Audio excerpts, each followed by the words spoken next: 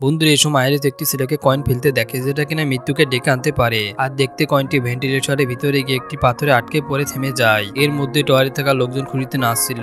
এই খবর তারা জানতো না যে তাদের পায়ের নিচের কাছে ফাটল ধরতে শুরু করেছে। যে আইরিস এবং পল একটু জায়গা মতো আসে, টয়লেটের নিচে থাকা রডের নাট বল্টু এক এক করে খুলতে লাগে। এদিকে আটকে থাকা সে কয়েনটি পাকার কোনো অংশকে ভেঙে ফেলে যাতে কয়েনটি ছিটকে সোজা গ্যাস পাইপে গিয়ে লাগে। নাচের আসরের দিকে জমে উঠেছিল, ফাটলের আকার আরো বড় হতে থাকে। আর গ্যাস হওয়ায় লিক হতে থাকলে আইরিস আশেপাশে তার প্রভাব অনুভব করে এবং হঠাৎই সবাই ফ্লোর ভেঙে চুরে নিচে গিয়ে পড়লে একের পর এক সোজা পড়তেই থাকে। বাসার আসে অনেকে মেটাল বিমকে ধরার চেষ্টা করে এবং নিচে একজন স্টাফ এসবে ঘাবড়ে গিয়ে সেখান থেকে কেটে পড়ে। পল কোনোভাবে একটি মজবুত অংশকে ধরে ঝুলছিল, তাই আইরিস সাহায্যের জন্য লোকজনকে ডাকলে কেউ আসে না। আইরিস দৃঢ় স্থানে তার দিকে হাত বাড়ালে পল পিছলে সোজা নিচে চলে যায়। এখানে অনুষ্ঠানে আসা লোকজন বাঁচার চেষ্টা করছিল যাতে চারদিকে তাড়াহুড়োতে একজন মহিলার গায়ে আগুন লেগে যায়, যেটা গ্যাস পর্যন্ত পৌঁছা দেয় আর বিশাল ধামাকা হয়। যারা জলদি পালিয়ে উঠতে পারে না তাদের আর বাঁচার আশা ছিল না। স্টাফ সবাইকে যদি শীত দিকে যেতে বলে যাতে সমস্ত লোকজন সেখানে যেতে মৃত্যু তাদের টেনে নিয়ে যায়। এখানে যারা বেঁচে ছিল সবাই লিফটের দিকে যাওয়ার সময় একজন আরেকজনকে ধাক্কা মারছিল। আইরিসকে একজন বুড়ো ধাক্কা মেরে ভিতরে আসার চেষ্টা করে, তবে এত ভিড়ের জন্য সে অর্ধেকে আটকে পড়ে। আর লিফট লোড হওয়ার কারণে খারাপ হতেই পুরোটার পিচকারি বেরিয়ে আসে।